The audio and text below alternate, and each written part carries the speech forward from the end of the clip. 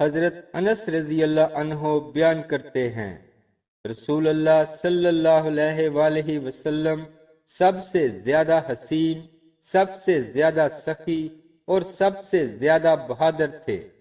ایک رات مدینے والے گھبرا گئے تو لوگ اس کی آواز کی طرف چل پڑے۔ نبی صلی اللہ علیہ وآلہ وسلم سب سے پہلے اس کی آواز کی طرف گئے تھے اور واپسی پر آپ لوگوں سے ملے تو آپ صلی اللہ علیہ وآلہ وسلم نے فرمایا، گھبراؤ نہیں، گھبراؤ نہیں۔ آپ اس وقت ابو طلحہ رضی اللہ عنہ کے گھوڑے کی ننگی پیٹھ پر سوار تھے، اس پر زین نہیں تھی اور آپ کے گلے میں تلوار تھی۔ آپ صلی اللہ علیہ وآلہ وسلم نے فرمایا، میں نے اس کو نہایت تیز رفتار پایا ہے۔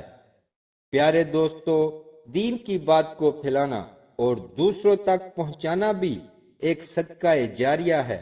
اگر بات اچھی لگی ہو تو لائک کر دیں اور اپنے دوست احباب کے ساتھ شیئر ضرور کریں۔